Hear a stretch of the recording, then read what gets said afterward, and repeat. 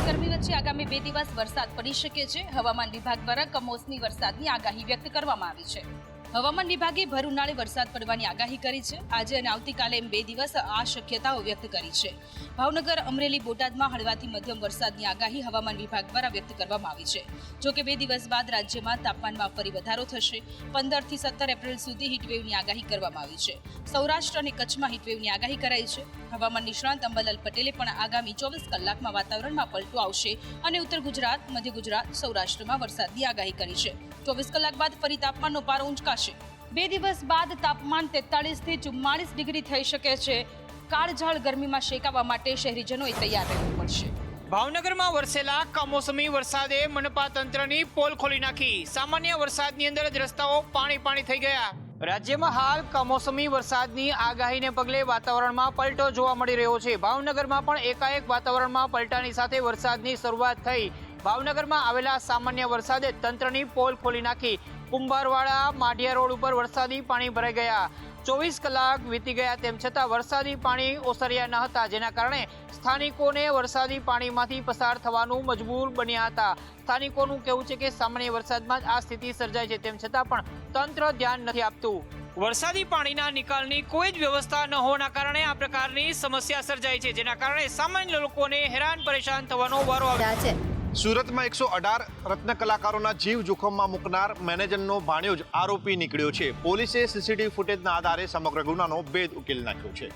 અનબ ડાયમંડના પાણીના કુલરમાં સેલ્ફોસ નામની દવા નાખીને 118 જેટલા રત્ન કલાકારોના જીવ જોખમમાં મૂકનારા આરોપી નિકુંજ દેવમુરારી ઝડપાયો છે.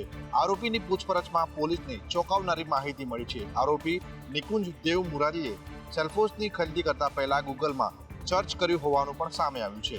વોટર કુલર નજીક કોઈ સીસીટીવી ન હોવાથી ગુનાનો ભેદ ઉકેલવો પોલીસ માટે પડકાર સમાન હતો, પરંતુ પોલીસે 2 અલગ-અલગ ટીમો બનાવી હતી, જેમાં પેકેટના બેચ નંબરના આધારે તપાસ શરૂ કરી હતી.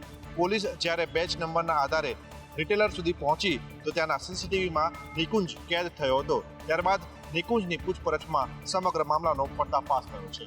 દેવું વધી જતા નિકુંજે આપઘાત કરવા માટે સેલ્ફોસ ખરીદ્યું હતું, પરંતુ હિંમત ન થતા આખરે તેણે આ સેલ્ફોસ પાણીના કુલરમાં નાખી દીધું હતું. ગાંધીનગરમાં 27મા દિવસે પણ વ્યાયામ શિક્ષકોની ભરતી માટેનું આંદોલન યથાવત રહ્યું.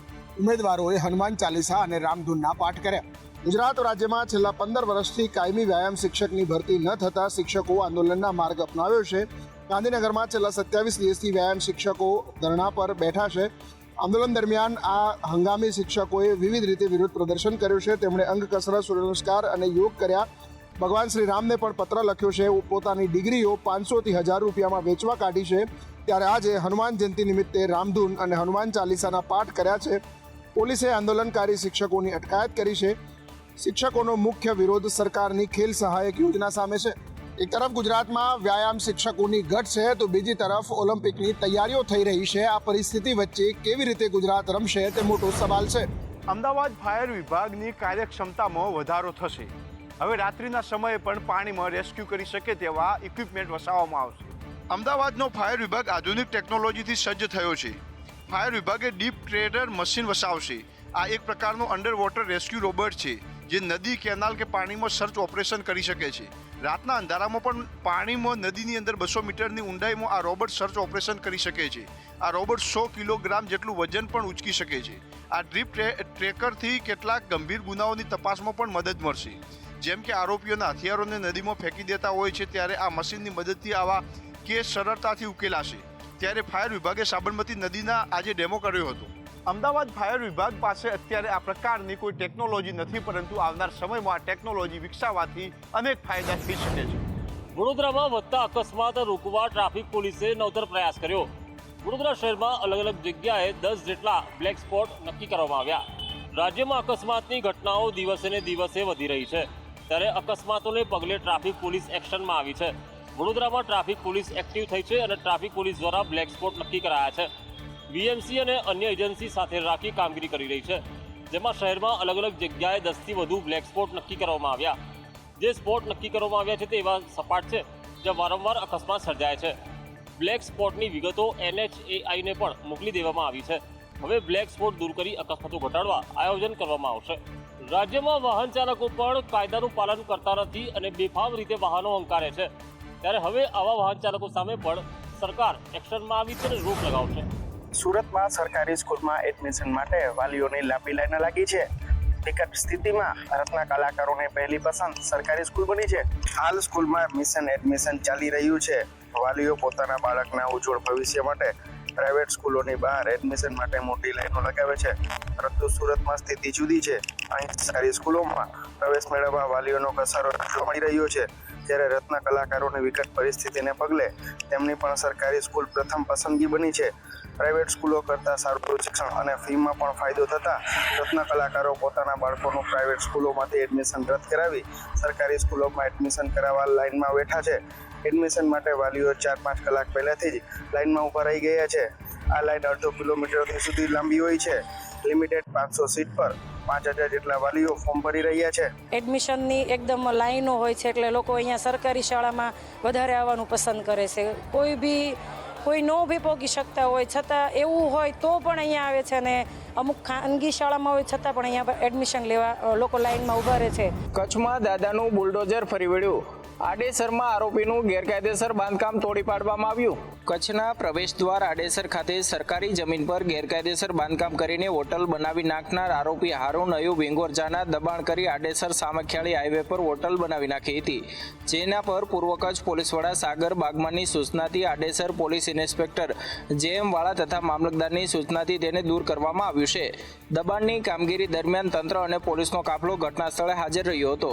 આડેસરની સાથે રાપરમાં પણ જેટલા પણ ગેરકાયદેસર દબાણો આવ્યા છે તેને પણ એક પછી એક દૂર કરવામાં આવી રહ્યા છે. તંત્ર દ્વારા આરોપીના ગેરકાયદેસર દબાણ પર કાર્યવાહી કરવામાં આવી છે. તેને જોતા હવે ગુનેગારોમાં ફફડાટ ફેલાયો છે. અમરેલીમાં વિપક્ષ નેતાએ આત્મવિલોપનની ચીમકી ઉચ્ચારી. અનેક રજૂઆત બાદ પણ દબાણ ન હટાવતા તેઓએ આ ચીમકી ઉચ્ચારી હતી. અમરેલી જિલ્લા પંચાયતના વિરોધ પક્ષના નેતાએ આત્મવિલોપનની ચીમકી ઉચ્ચારી છે. બગસરા તાલુકાના જૂની હડિયાદ ગામમાં 127 દબાણ દૂર કરવા માંગ કરી છે. આ બાબતે પહેલીવાર અરજી 24/7/2023માં આપી હતી. ત્યારબાદ 22 અરજી અલગ કચેરીઓમાં આપી છે અને છેલ્લી અરજી 4 જુલાઈ 2025 આપવામાં આવી. તેમ છતાં આજ દિન સુધી દબાણ દૂર કરવામાં આવ્યું નથી, જેના કારણે કંટાળી હવે અમરેલી જિલ્લા પંચાયતના વિરોધ પક્ષના નેતા ચંદુભાઈ વાગડિયાએ આત્મવિલોપનની ચીમકી ઉચ્ચારી છે. 21 એપ્રિલ સુધી દબાણ નહીં હટે તો ચંદુ વાગડિયા આત્મવિલોપન કરશે તેવી ચીમકી તેમના દ્વારા ઉચ્ચારવામાં. હથિયાર લાયસન્સ કેસમાં એટીએસને વધુ એક મોટી સફળતા મળી છે. વધુ 16 આરોપીઓની ધરપકડ કરવામાં આવી. આ સાથે ઝડપાયેલા આરોપીઓનો આંક 40 સુધી પહોંચ્યો. હથિયારના લાયસન્સ કેસમાં એટીએસે વધુ એક મોટી સફળતા મળી છે. આ કેસમાં એટીએસે વધુ 16 આરોપીઓની ધરપકડ કરી. નાગાલેન્ડ મણિપુરના હથિયાર લાયસન્સ કૌભાંડ કેસમાં સુરેન્દ્રનગરથી 12 અને અમદાવાદથી 4 લોકોની ધરપકડ કરવામાં આવી છે. આ અગાઉ એટીએસે કુલ 19 આરોપીઓ ધરપકડ કરી હતી, જેમાં 7 ડીલરો અને 16 આરોપી હતા. હવે કુલ 40 આરોપીઓની ધરપકડ અત્યાર સુધીમાં કરવામાં આવી છે. એટીએસે કુલ 108 આરોપીઓ વિરુદ્ધ ગુનો નોંધ્યો હતો. હથિયાર સપ્લાય કરનાર શૌકત અલીની પણ ધરપકડ કરવામાં આવી છે.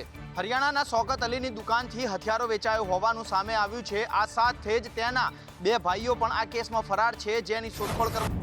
આજે દેશભરમાં ચૈત્રી પૂનમની ખૂબ જ ઉત્સાહભેર ઉજવણી કરવામાં આવી રહી છે. ચૈત્રી પૂનમ એટલે હનુમાનજીનો જન્મોત્સવ અને સાથે જ અનેક યાત્રાધામમાં વહેલી સવારથી ભક્તોની લાંબી કતારો.